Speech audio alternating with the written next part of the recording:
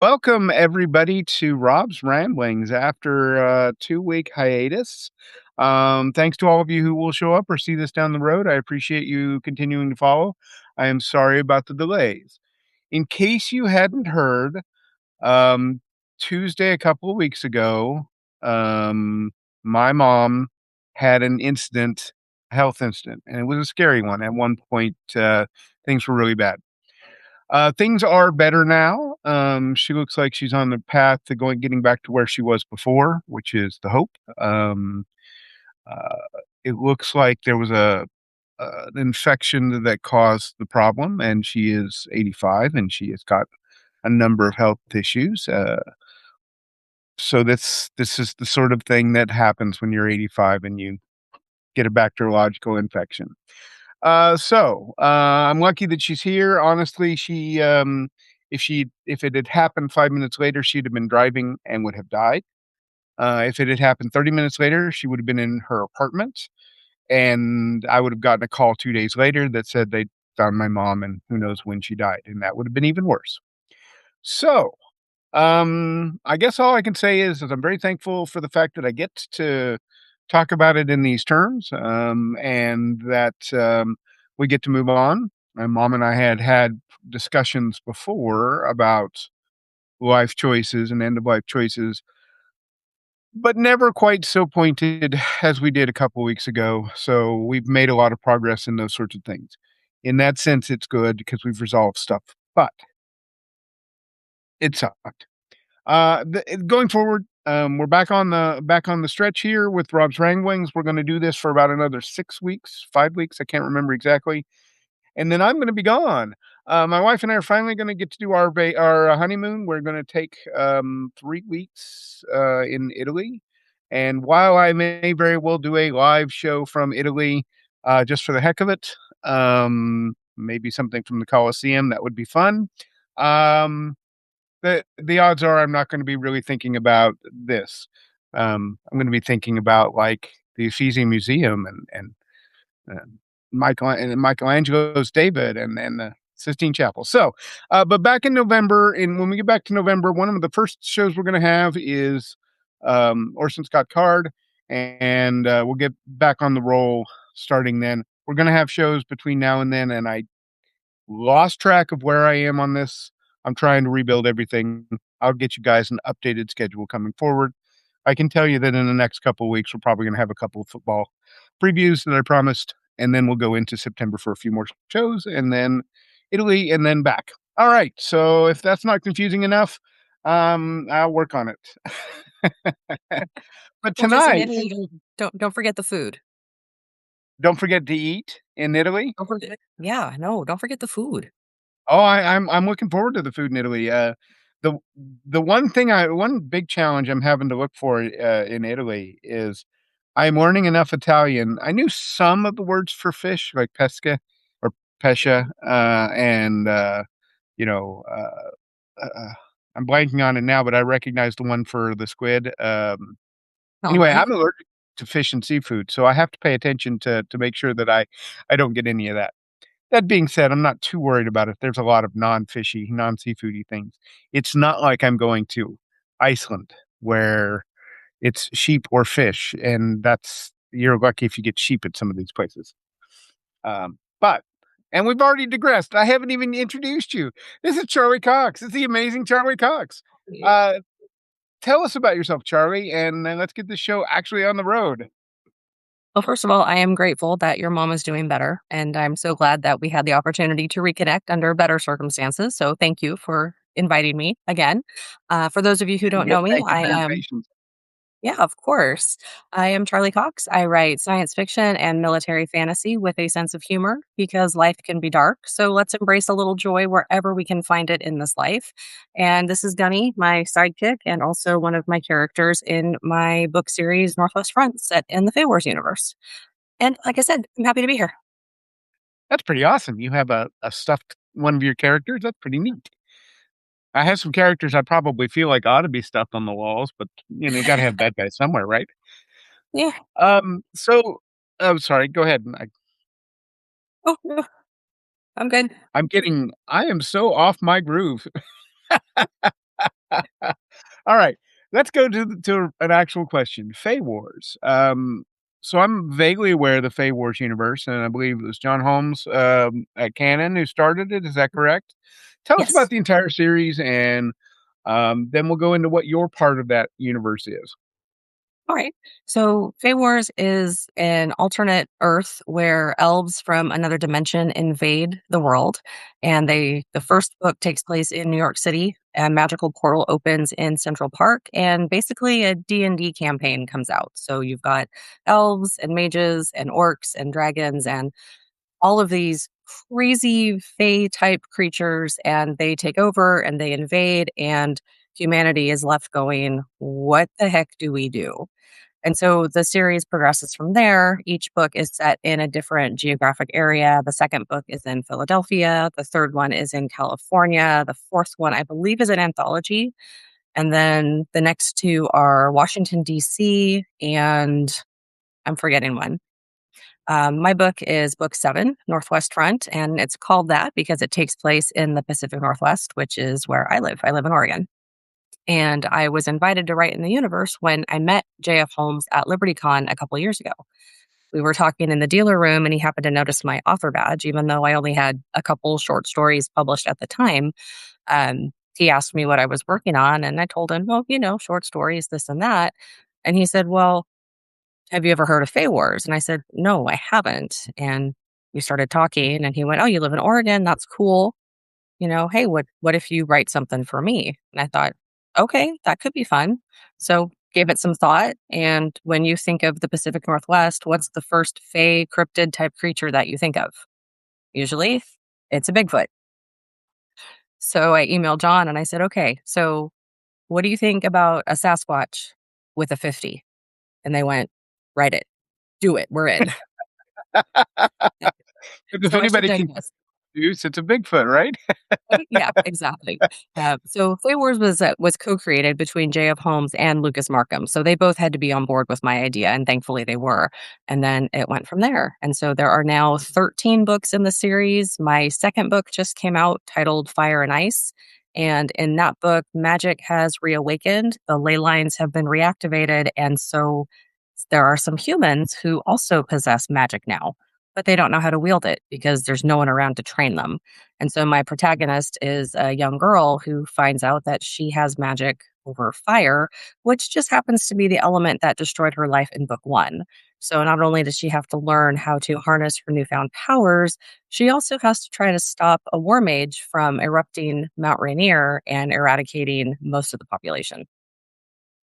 Which does seem suboptimal. Yeah, Call me crazy. yeah, yeah. No, it sounds But like a lot of fun.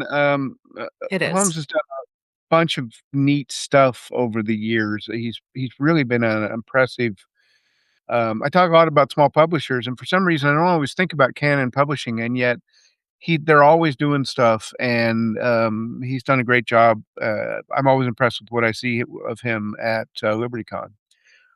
So what more can you tell me about Fire and Ice? And then what kind of more ideas do you have about going on with that particular series?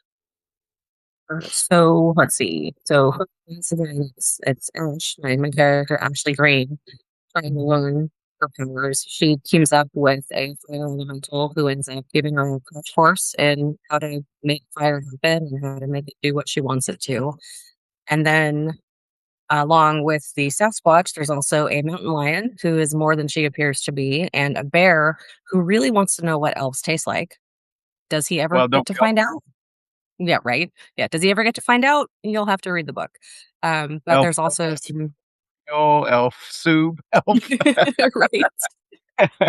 Elf Tartar. Yeah, Um, and so there's also some giants who make an appearance. And as far as where book three is going to go, I have some ideas for book three. However, John is borrowing my character for his next book. So depending on what she learns on that adventure, I'm not quite sure where I'm going to pick up her story. So I have to wait until he writes it and then we'll go from there. That's one of the neat things about. I mean, it's frustrating that you can't start on it right now, but I always enjoy randomness in terms of what it pulls out of me as a writer. If I've got something that's been tossed to me randomly, and like, I'm strong with the character, you'll be strong with the character, but you're not sure what the starting point is. That'll be some neat stuff that you'll come up with that will be probably surprise you. It'll be a neat way for you to level up, honestly. At least when I've had those situations, I've leveled up really well. Um, you've got a bunch more stuff though besides Fae Wars. We've got the Anthromech anthology that is Bill Webb's baby. Speaking of interesting dudes who puts a lot of effort into getting a lot of writers opportunities. So it's the Anthromech anthology. As I understand it, the plan is to take your story and to build off for a full novel. Is that your plan, or tell me about the overall universe and then what you hope to do? Okay, so with my story in Anthromech, I actually co-wrote it with John E. Sears. We were talking in Cantina, which is a weekly chat for some of the other CKP and other adjacent authors. And I happened to mention that I had this dream about this little girl in a cargo bay with piercing blue eyes. And it just happened to mention it. And John Sears says, that might make an interesting character for my series and for Anthromech. So let's give that some thought. And so we developed the character a little further, and the story is called Aurora. And she is a Titanan girl. And if you guys have read the Lunar Free State, Titana is one of the planets that the Lunar Free State discovers through their interstellar travels. It's kind of a medieval type society, basically. They have limited technology. They were occupied by this alien race that they call the bugs, and they were kept down as far as their levels of advancement. So essentially, they're in medieval times. And she was raised in that society. Well, her mom is dying from a disease that the local herbs can't cure. And on her deathbed, her mom tells her, "You need to go find your father." Just so happens her father was a lunar marine. So she ends up on the battle cruiser Amazon on her way back to Luna, and the story goes from there. And so John and I had so much fun with that story that he actually asked me if I wanted to continue writing Aurora in the subseries of the Lunar Free State, which is now Children of the Lunar Free State. And his first book, A Tale of Two Worlds, came out a few months ago. We co wrote the next book, Daughters of Two Worlds, and Chris gave us a tentative release date of October 30th for that one. Nice. That's So, a should be. heck of a. I didn't realize that Anthromech was connected to the Lunar Free State. Honestly, I didn't know. Yeah, John Sears and I are both in Bill's class, and that's where Anthromech was born. Was he Bill does a Bill Webb does a writing class, and so you join his Patreon and you get writing tips and biweekly meetings, and then he runs 2 anthologies per year, and each author is invited if they want to submit a story for that anthology, then he'll publish it, and he also does editing to make sure that the story is up to snuff. And so he really worked his tail off with this collection. There are so many fantastic stories and so many new series that spawned from it. It's really exciting and amazing to be a part of it. He's a great dude, and I'm kind of feeling bad all of a sudden because I haven't seen him in a while. I mean, he for various reasons, when he's been at something I haven't been and vice versa. Mhm. And there's a convention in January that I haven't been able to go to called ShadowCon. It actually is a neat combination of, a particular SCA group and also the writing community in Memphis. And, I went, once, had a great time. It was always conflicting.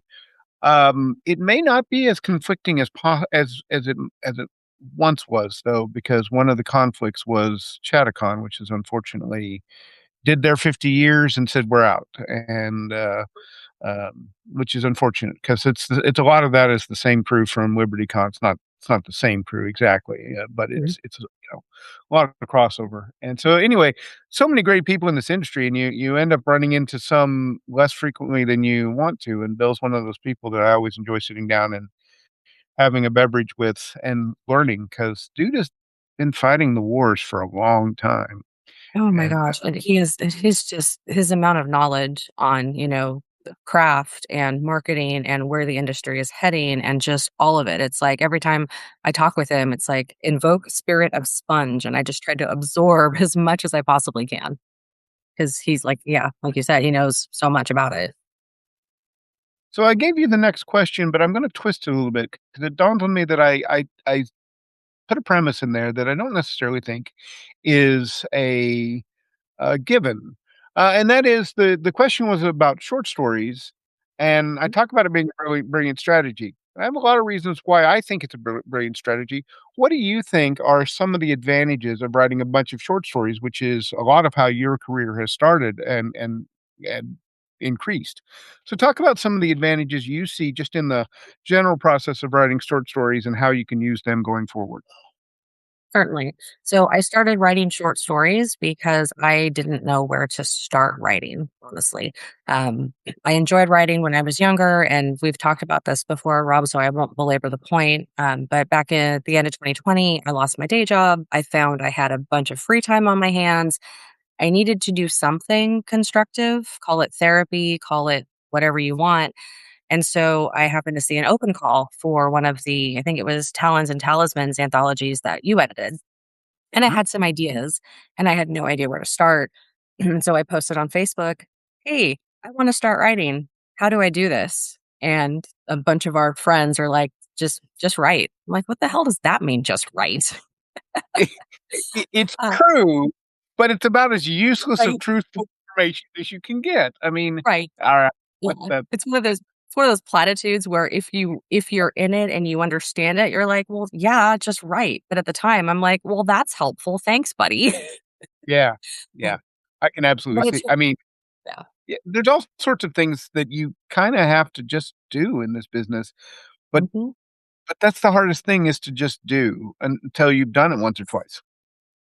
Right, and um, so I wrote that story and then didn't make the cut because it was okay. I mean, for my first short story, I had people tell me it was actually pretty good, but I others were I better, I which liked I it, get it. but it wasn't one of the top 4.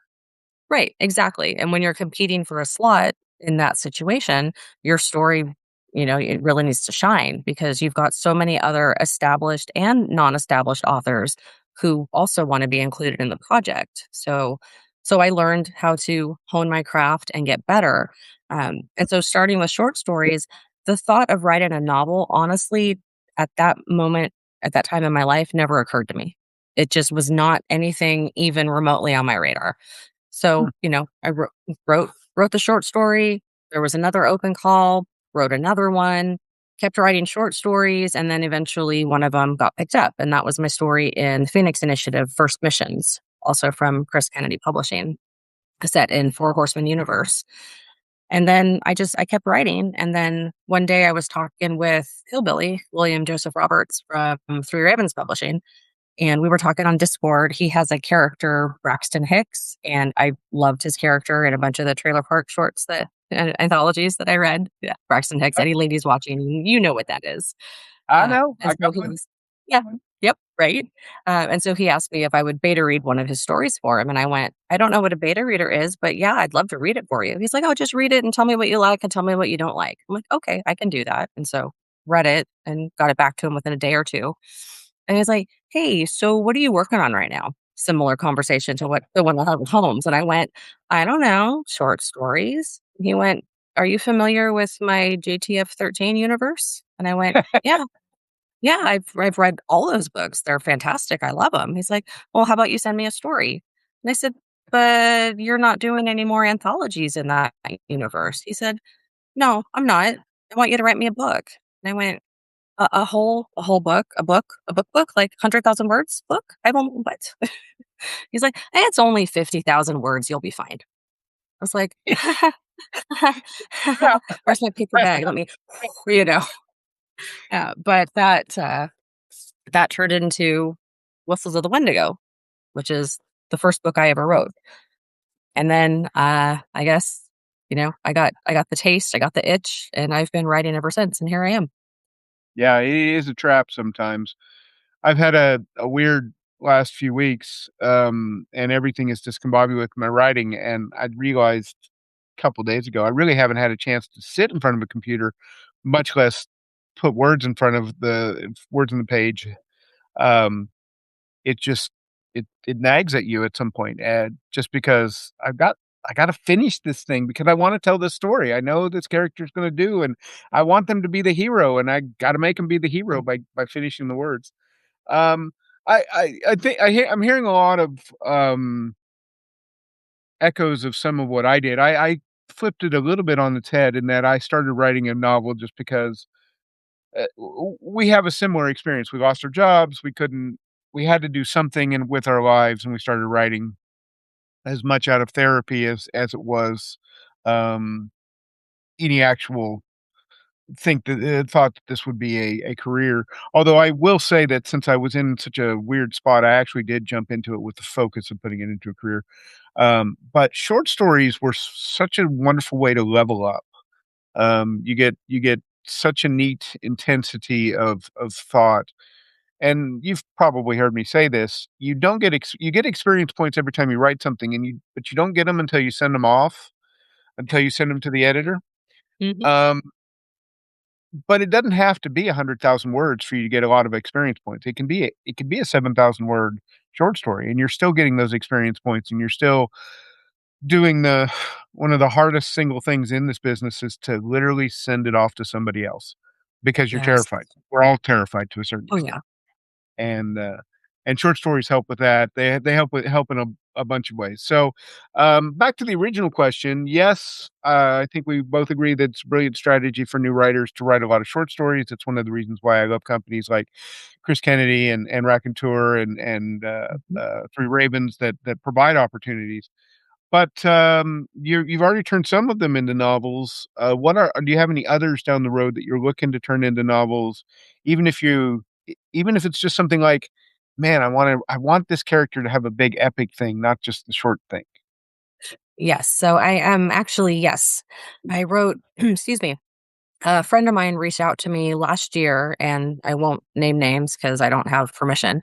Um, but they said that there was an anthology coming out and they didn't have time to write the story. And would they mind if they offered me as tribute? And I went, I've got time. I can write a short story. What's the premise? And told me what the premise was. And next thing I know, it was like I had a character downloaded into my brain. Here I am, write me. And Nice. so, yeah. And so, I mean, fully formed. I knew her name. I knew what she did. I knew what the story was going to be, everything. And like you, Rob, I consider myself more of a pantser.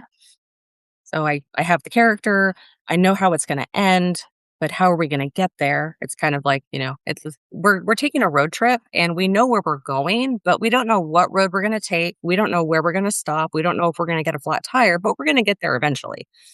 And we've gotta And so turn where the barn used to be. We just don't know where yes. the barn used to be yet. Yep. Right. Exactly. And at some point we need snacks, but yes, exactly. Yeah. Uh, and so I wrote the story. It took me a couple of weeks with research and everything else, wrote the story, finished it, and then my friend read it over for me and she went, holy shit, this is a wild ride. This is a great story. I went, yay, I'm so glad you liked it. Turned it into the editor, got a contract. And then I thought, you know what? I've been writing in other people's universes for years now, and everybody keeps telling me I need my own IP. I need my own universe. I need my own intellectual property. I've cut my teeth with other people's stuff. It's time for me to branch out. So I'm just shy of 30,000 words into a novel featuring that character from that short story. So I'm getting Nice. there. Yeah, well, no, it's a journey, right? Like, none of us start Yes. out at well, Harper Lee did, but Harper Lee is extraordinary, and honestly, that's not a career path I think most of us wanna take. Harper Lee wrote To Kill a Mockingbird and then didn't write another one until the publishers basically pressured her into it, and that Oh, was wow. and yeah, it's a pretty sad story in some ways, To Kill a Mockingbird, fantastic novel, as well as obviously Gregory Peck is amazing and all that, but, that's such a weird thing. Most of us, we get in and we're trying to figure out this whole craft thing, and we struggle, and we get better, and we work on things, and, you know, I was I've been spending this summer a lot of this summer has been focused on doing 2 things to improve my writing, and those 2 things are cut out extra words and add more action. And so I'm Mhm. basically these are the 2 ways I'm increasing the amount of action per word. I'm just trying to make sure I do more of that because it's one of my weaknesses is I tend to be a little bit more, wordy than I need to be. So that's what I'm focused on. I think we all have things that we realize when we self-scout that we learn from. But speaking of new things, and it's not your universe, but there's some big news from LibertyCon. The Four Horsemen universe is getting 2.0, which I'm excited about. I've got a story idea that basically got downloaded to me at LibertyCon. Chris said this, and I was like, "Oh, I got an idea," and oh, that's how that first short story is going to go.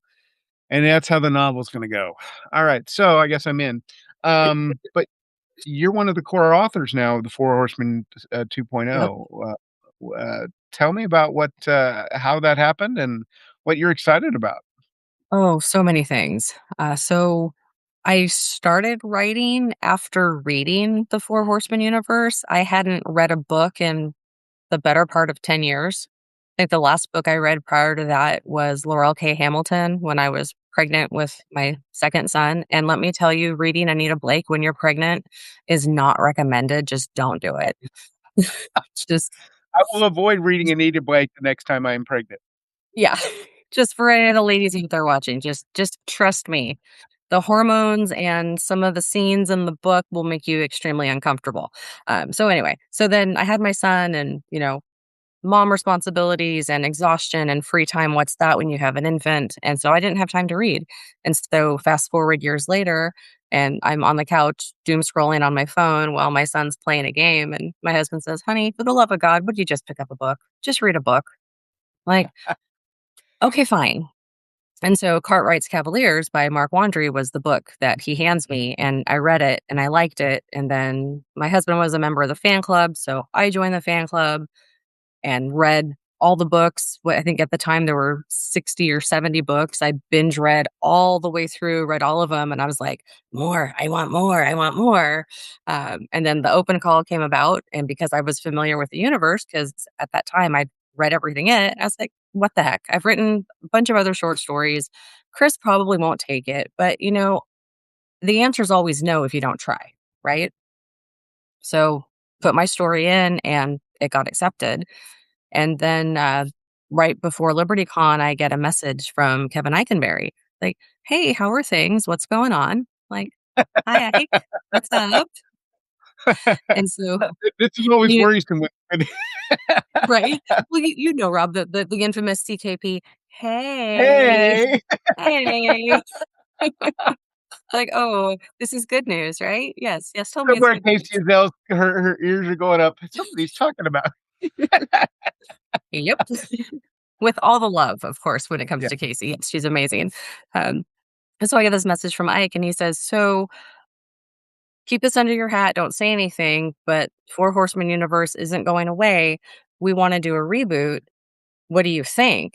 And I had to put my phone down because I was screaming because I was so excited just as a reader and as a fan, right? Yeah. It's like, "Dude, that's awesome. I'm so excited. That's great." And he's like, "Cool. So how would you like to write a book with me?"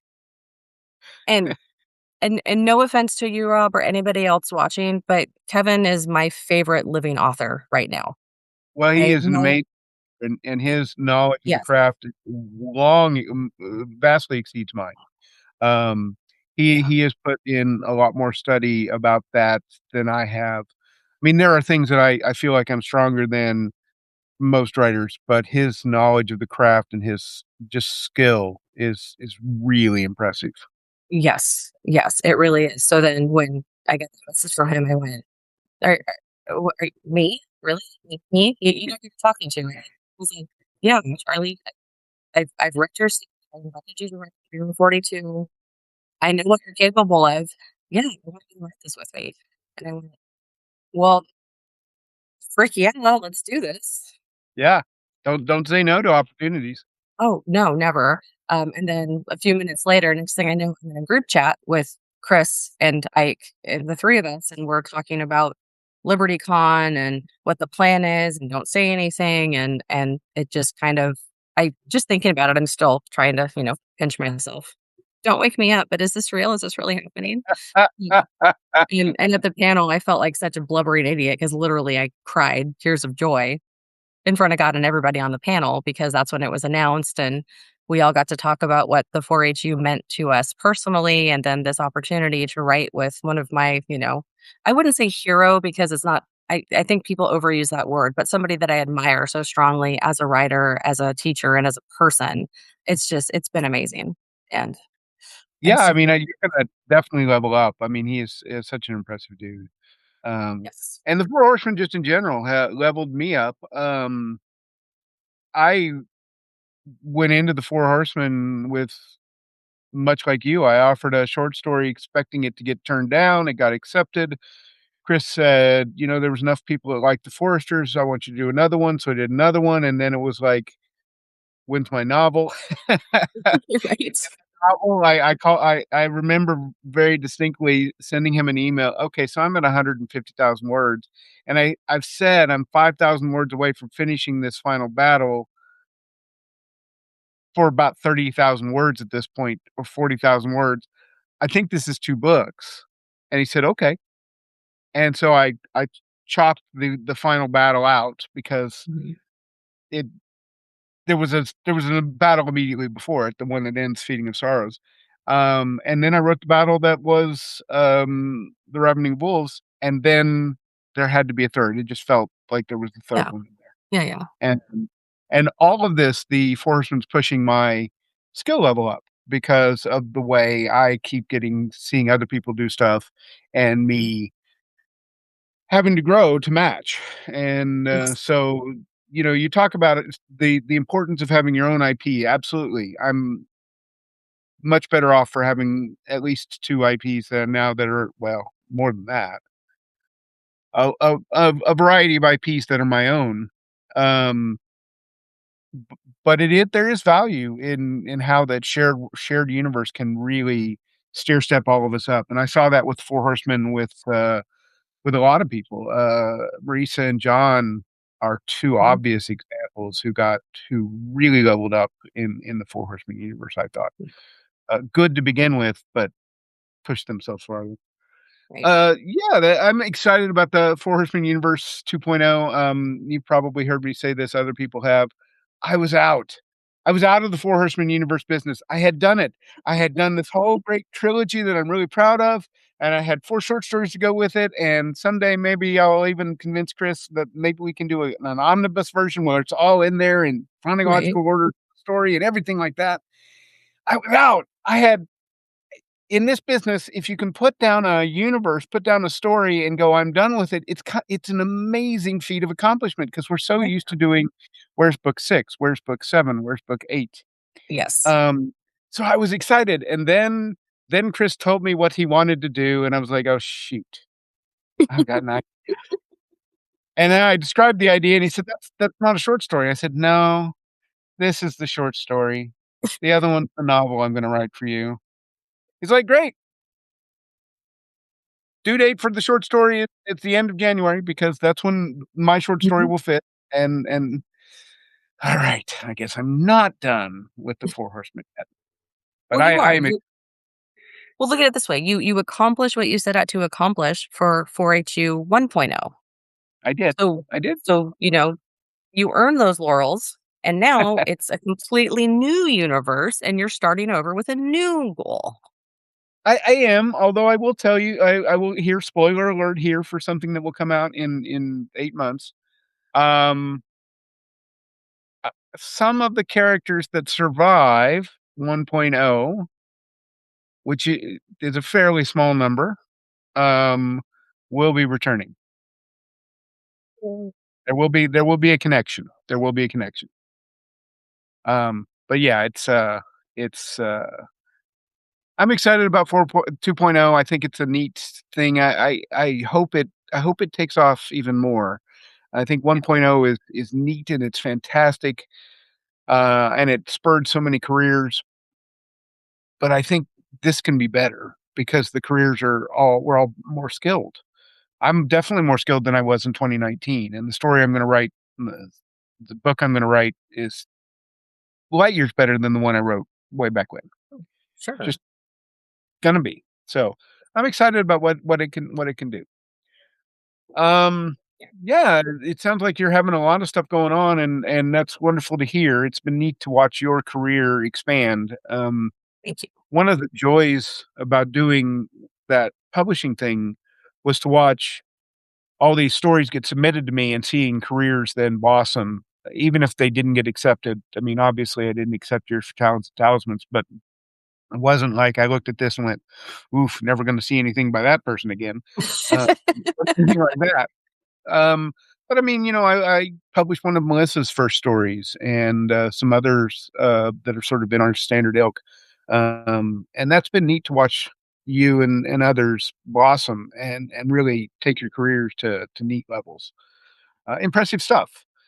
One of the reasons I think you've succeeded, by the way, to shift gears is that you are more organized than many writers, or at least you appear to be in some of the ways you do things. And, you told me at one point that you work as a bit of a social media manager for Canon, and that you use some of those skills and some of the techniques for yourself, of course.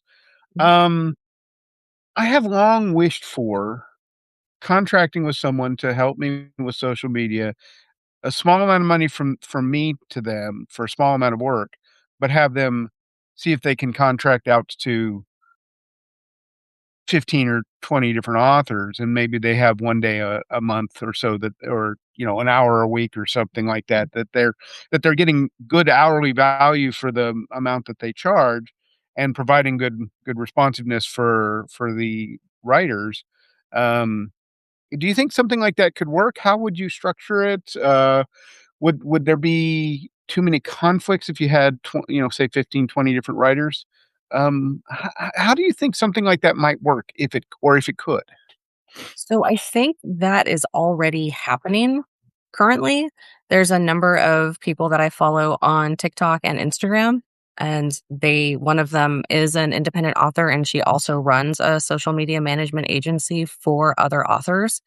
And her program, I wanna say it's a monthly fee, and then you pay per month. They go through all your social media accounts, they audit what you're doing, they give you suggestions on what you can improve, and then I wanna say she has a tiered structure where if you wanna do all the posting, but you just need ideas, it's one price. If you want her to do all of your posting for you, it's another price. So that model's out there, and I don't think she'd be offering it if it wasn't something that indie authors wanted. Sure, sure. So yeah, I mean, for But me, I like the marketing because that's part of what I did for my day job for a very, very long time. So I'm familiar with the marketing and having to position yourself and having a brand and putting yourself out there and top of mind and all those things. So it's not a foreign concept to me. It's kind of weird when I'm marketing myself and not my company, but then I have to remember you are your company. right. Well, and of course, how much self-doubt is just sort of embedded into every writer the moment they pick up a pen to start writing. For the All the vast time. majority of it, it's huge, Oh, yeah. and we have to fight through that in our marketing. And, Yes. much easier for me to market you just in terms of I could say you're great and absolutely mean it and have proof and evidence. It's a lot harder for myself sometimes. And we have the same problems, Rob, honestly. So the nice thing is that I follow quite a few people who are, they do the marketing and they're also authors. And they actually give ideas on, hey, here's this super easy post idea that you can do right now. And it'll take you maybe 10 minutes. And it does only sometimes take 5 to 10 minutes. And if you've got enough B-roll and photos of yourself kind of in the files, like, for me, being a girl, I if I'm gonna put my face in front of the camera, I need makeup, and I don't like wearing makeup because it just especially in the summer, it's just hot and drippy and whatever. But I've got a bunch of pictures that I've taken over the past 6 months or so, so I just pull one of those photos out, put some text over the top, follow the instructions, and boom, social media post. So it's Well it's it's not hard, it's just doing it. Well, the doing it is the hard part. Back to that first thing we talked about, just do it, right? Just do it. Mhm. But also part of the frustration for a lot of us is the same as when we're creating words. It's easy to do something that you know is successful. Uh, when I was writing in the Four Horsemen, one of the reasons I leveled up is because I knew I had an audience. I had gotten response back from enough people built into that, that as long as I was continuing with the sort of the format I had with the Foresters, that I was matching a community, and that helps. But, you try something new, and we all have to consistently try something new. You don't know that there's a base there.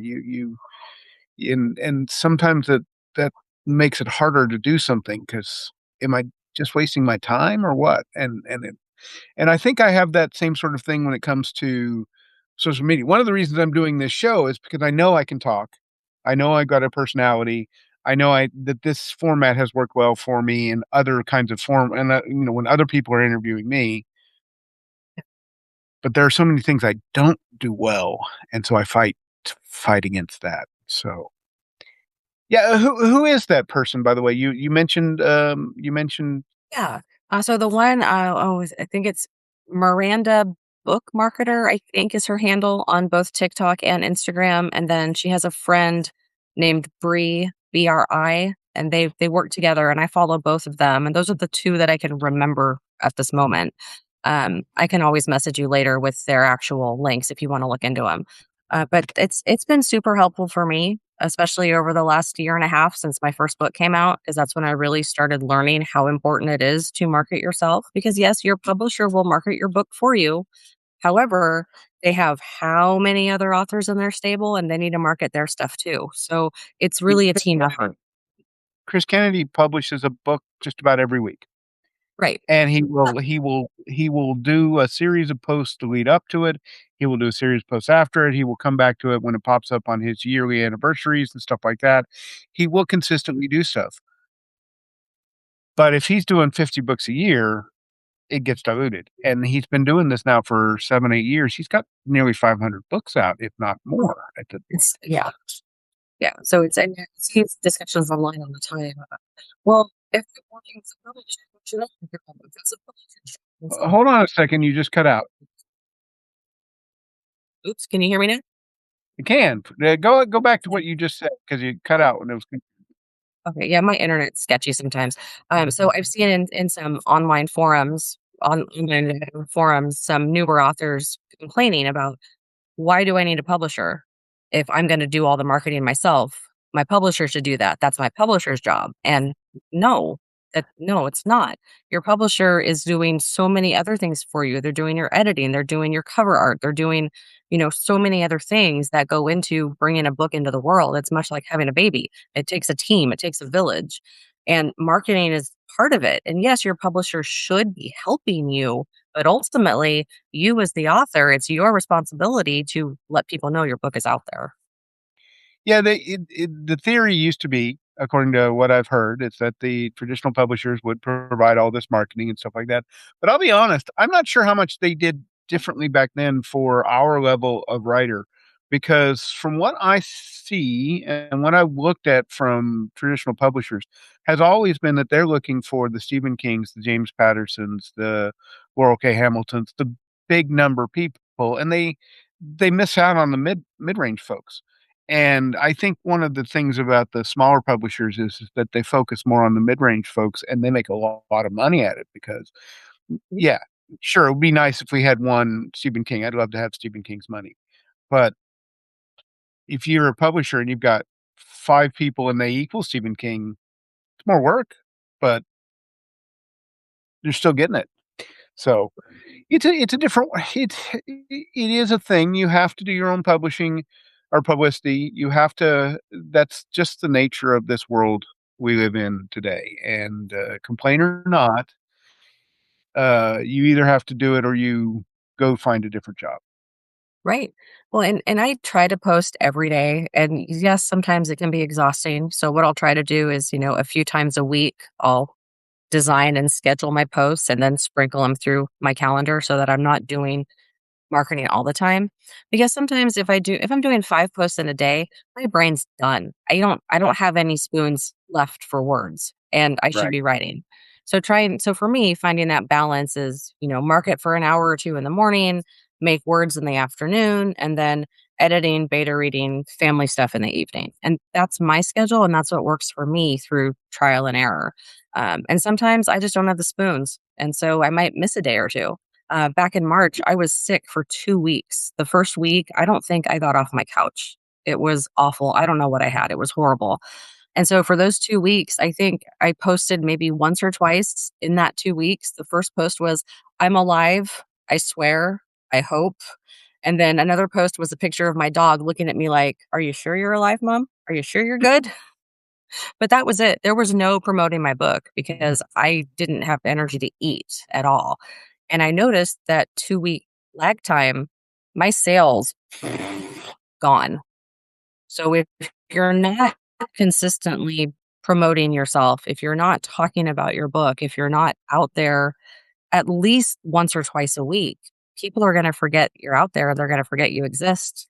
I mean, it's just, I guess it comes back to the question, how hungry are you? How much do you want it? Is what I would say. I would also say that you have to pick and choose the things that, suit you. You said there Sure. finding the things that work for you, and Mhm. you've heard me say this. There's one true way of writing, and it's whatever helps you get words on the page, and the same thing could be just said, it's one true way of publicity, and it's helps you be consistent to your audience. I mean, obviously, I try to do this every Tuesday night, 7 PM. I want it to be kind of a normal thing. Yes, we started early today because of your schedule, that's fine, but the point is that I want people to go, "Hey, it's Tuesday, Rob's doing his show. I always get good value out of watching his show. I'm gonna go watch his show." And for the that's part of my audience. My second part of my audience is my I do a mailing a mailing every Thursday. Try to do a mailing every Thursday, and I have done I need to work on marrying the 2 better, in terms of making sure links and everything are there better. But the point is that I've got this one here because this format works for some people that are wanting to follow me, and then I have that other one. And then I don't do enough publicizing on Twitter and Substack because I don't want them to be like I don't I try to be a person there more than I try to be a buy my book guy. Fair. Um, Yeah. and so I really try to curate my feeds. Like nearly everything is either cat related, job related, or fun related. Sports being in there as well. And so you go to my post, you'll get some of the business. So that works for me. Mhm. Everybody's got to figure out what works for them, and that takes time, and it's hard. It does. But what Yeah. you're doing, Rob, by showing people that you're an actual human and you're a real person with opinions and hobbies, that's just part of your brand. So whether Yeah. you're intentionally doing it or not, you're still marketing yourself. You're still letting people know who you are and that you're out there. One of the reasons I like my current setup here is that obviously I have the D&D books behind me. D&D is part of my brand. Whether or not I'm actually creating games, it is how I write. I DM my characters and I role play my characters. So, this is part of my brand too. I'm a grognard, I guess is the term. I'm old and I'm bitter and I've played all the games and I've died in awful ways and will do it again. Damn it. And you kids get off my lawn or I'll fireball the hell out of you. Um, so there we go. Oh goodness. I've digressed again. I'm sorry.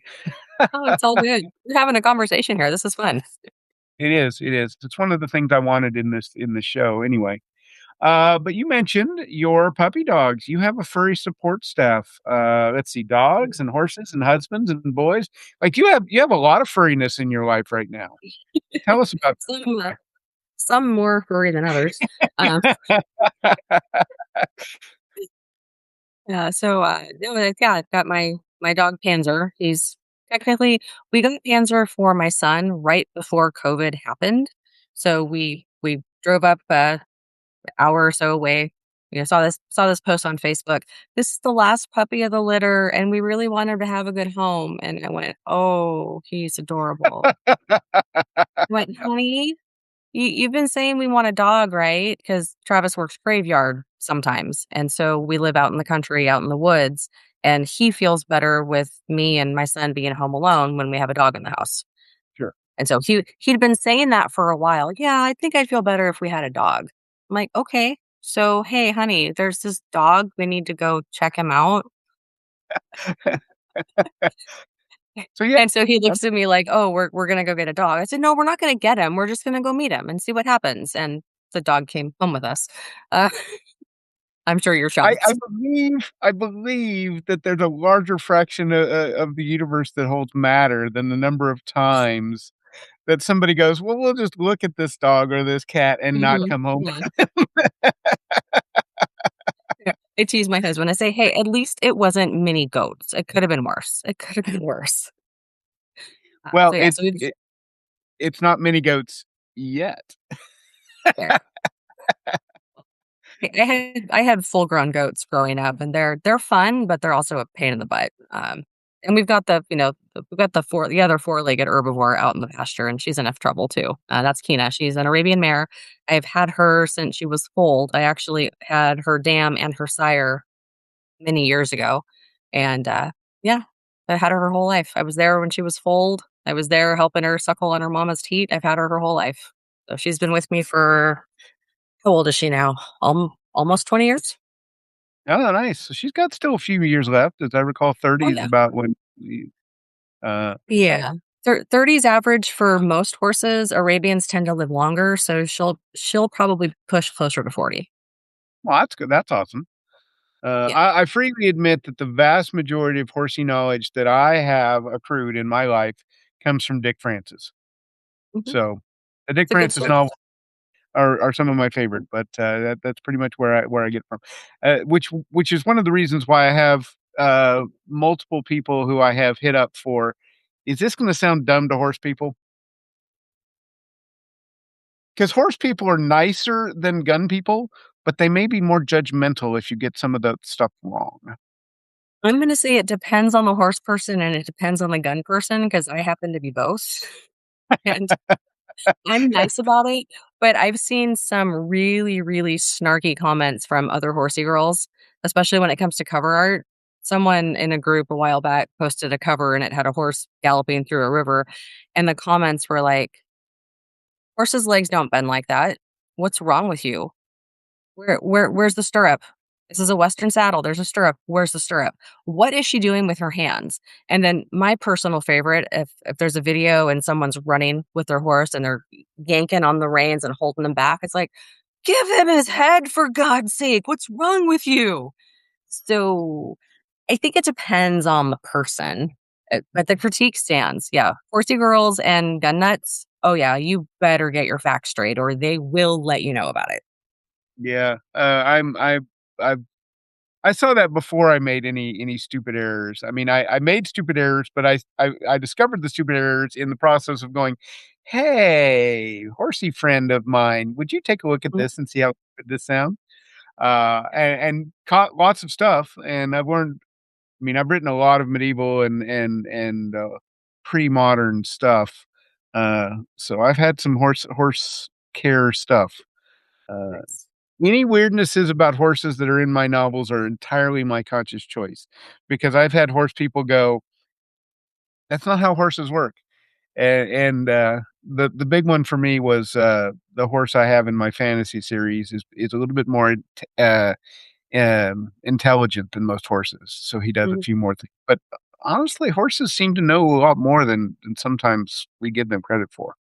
Yeah. That's, At least that Edward's horse, right? Yep, yep. Is it Dior, is that his name? They were, yeah. Yeah, Dior, yeah. yeah. No, yeah, you writing that, you faked being a horse person really well. Because yeah, I I thoroughly guess enjoyed that series. well, and I tend to get back to it. In fact, I had a number of people nagging at me at Penzic, "Why isn't the next one out?" Because 'Cause I'm just I can only write why? so fast. Yep. Yeah, the original hay-powered Yeah, motorcycle. you are not Well, wrong, they but yeah, did. the problem with the horse is you have to feed it whether you ride it or not, so there's that. Yep. It's they're not as expensive as boats, but Mm, it's not that far different, I don't think. yeah. Uh, Boats are a hole in the water that you throw money into and so I learned that sorry, I'm going off topic again because my mind is pretty feral today. In the SCA, there's uh we have an event in north of Kansas City called Lily's, and it's at, Smithville Lake, and they have a boat that we purchased that some of the people here locally purchased. It's an actual Viking longship that they go out and you go out and you get to sail on the longship, up and down the lake and, you row it out and sail it back kind of thing, and it's a blast, and, they do fireworks there every year, and so, if you're one of the royalty, you get to go out onto the boat and watch the fireworks from the lake with the fireworks up. It's Oh, really cool. wow. I got to do it once because I was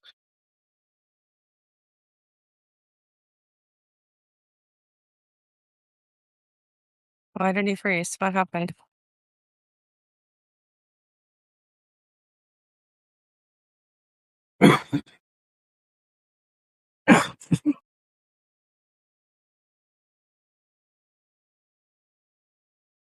Uh-oh.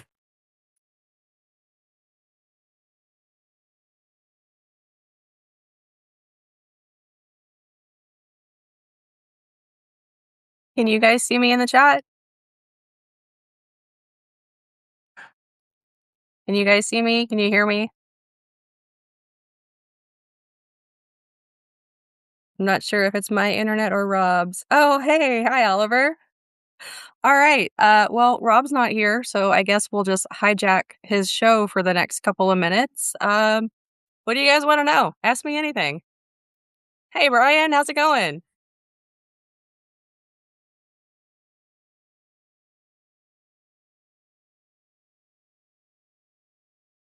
Rob's. Let's see. Did he? Let me see if he messaged me, guys. Hang on. Stand by.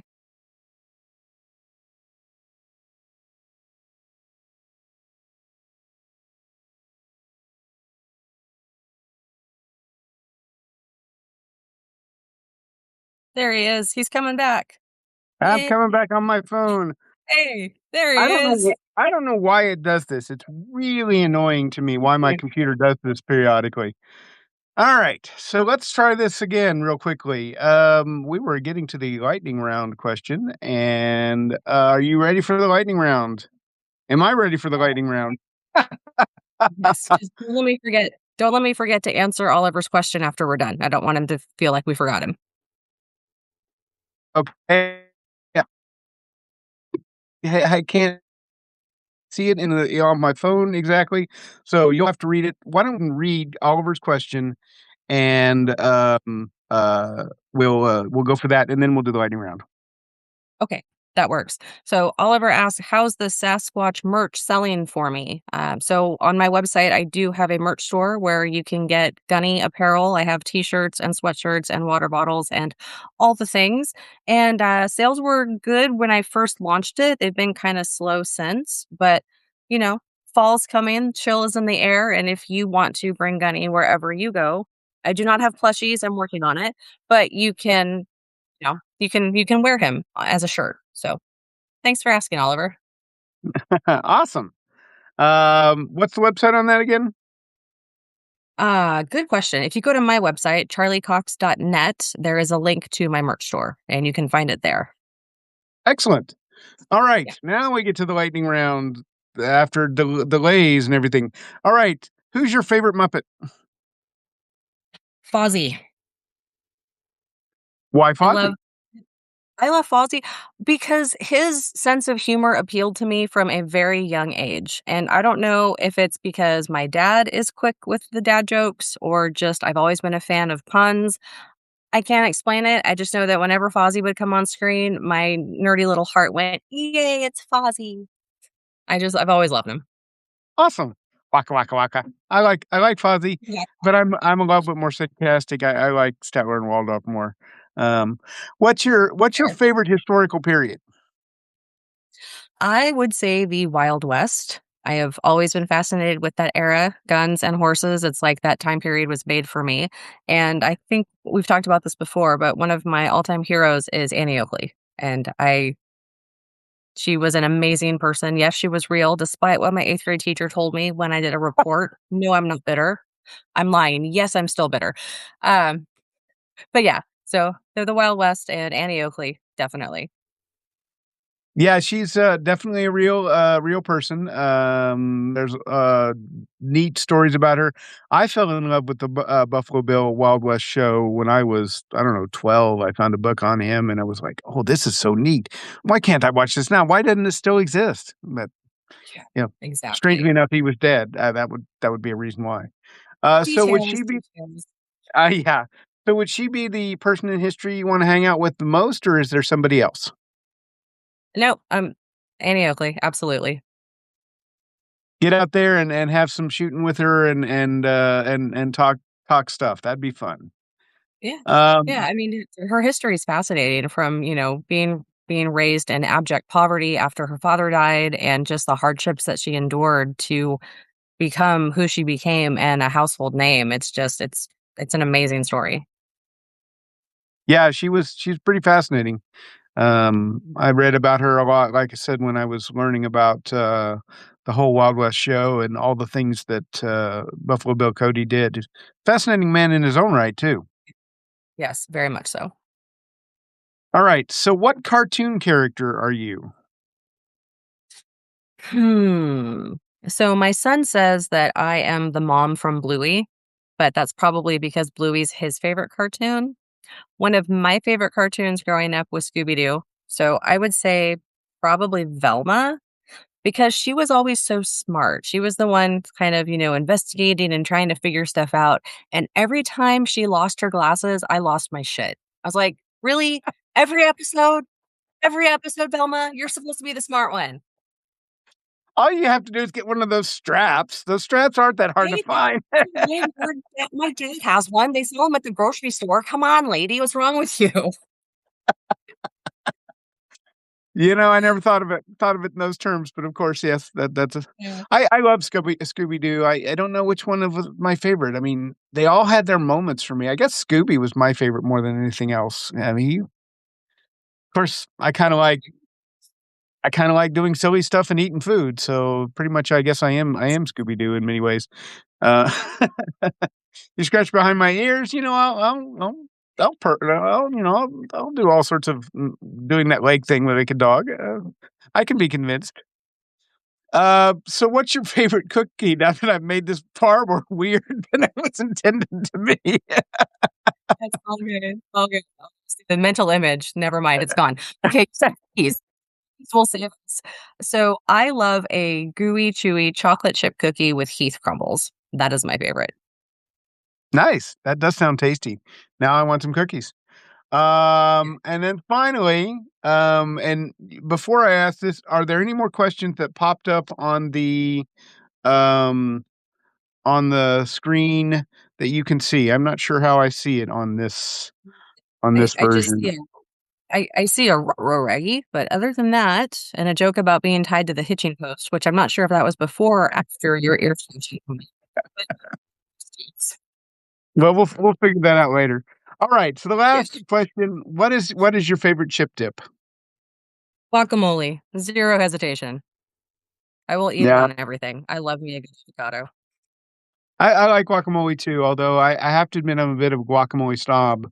I mean the cheap stuff is. I mean it's better than no guacamole, but give me fresh guacamole with a lot of fresh jalapenos and fresh tomato and onions. I'm a happy camper. All right. Like I like to do homemade So I avocados, think smash it that's with it. that. Okay. Yeah. Homemade guacamole is really something nice. And with that, despite all the technical details, and I've still got to figure that out, and that's again something down the road. Thank you, Charlie, for joining. Thanks everybody for hanging out with me. Next week I'll be doing probably a football preview. I think it'll be college, and then the week after we'll do the pros. Although that may switch depending upon I've got a guest or two lined up to join me on that. And so I'll be juggling their schedules and everything got, as I say, discombobulated some. Charlie, any last words from you before I say goodbye? No, just thanks for rescheduling and inviting me back on the show. This has been an amazing time, and Gunny and I really appreciate hanging out with you guys. So thank you. It's been a blast. Thank thank you, and I'm glad I didn't offend the Ma Deuce toting Sasquatch, because that's not what I wanna wake up to. He's pretty mellow most of the time. Just don't call him a Bigfoot. You'll be fine. Okay, noted. With that, thanks everybody for joining. You guys have a grand night. I will see you next week. This time, this should be the normal time, 7 p.m. next Tuesday. Have a great night, everyone, and talk to you later. Bye. Bye.